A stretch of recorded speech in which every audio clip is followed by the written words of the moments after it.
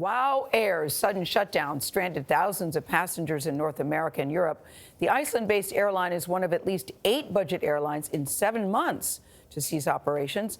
Many WOW travelers were already at the airport when they learned their airline was no longer flying. Yikes. We rushed to the airport, and now we're trying to figure out how to get home. I don't think that they went bankrupt overnight. I believe this had to be a time coming, so you knew that it was a possibility when I flew over here a few days ago that you might not be able to take my return trip. They had put me in a hotel, and then the hotel kicked me out. I was boarding my flight, and it said, hey, your connecting flight is canceled. We are very sorry, and I couldn't believe it. Hopefully I get my money back. I'm hoping at least. I don't really want to waste $700 for nothing. I'll say Brian Kelly is the founder and CEO of, you know him, The Points Guy, a website and media brand that offers advice on air travel. He joins us at the table. Hey, Brian. Thanks for having me. We're glad you're here. In January, there was an article that said WOW is out-wowed itself. $49 one-way tickets from the U.S. to 5 European cities. So you think if it's what your mom and dad used to say, if it's too good to be true, it is. Yes. Unfortunately, WOW came into the market several years ago. Even $99 fares to Europe really opened up the market for a lot of people. And they were doing okay for a long time. They were doing okay for a while. How were they doing okay? Typically, you have the kind of introductory rate, and then the prices go up. It's kind of like how a lot of startups are worth billions of dollars yet lose money every year.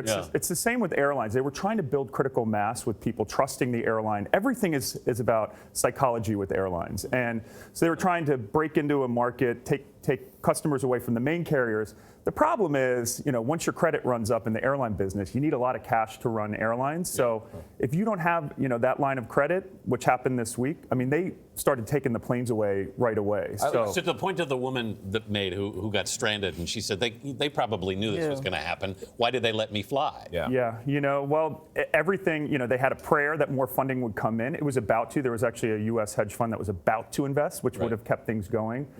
It just at the very last minute didn't. So now thousands of people are stranded.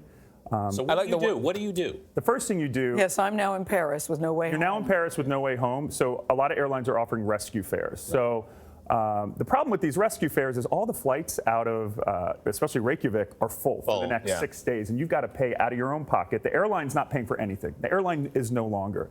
So can you call your credit card company? So yes, the very best tip I have for people is your credit card should be able to assist. Certain credit cards give you trip interruption and cancellation insurance, and that's why it's critical when you buy airfare. Use a credit card that offers that. Some that have no annual fees will cover up to $10,000. So you're not only going to get your ticket price back, but they're also going to cover that hotel for 5 nights. So people who book using the right card can just buy a new ticket out and then just reimburse it later on. I like the guy who said, I showed up for my flight, and not the flight was canceled, the airline was canceled. Yes. And we've heard about quite a few cancellations of budget airlines in recent months. Where do you stand on them going forward? Would you buy a budget ticket? I would, there's none right now, I think. Brian, this sounds like humming.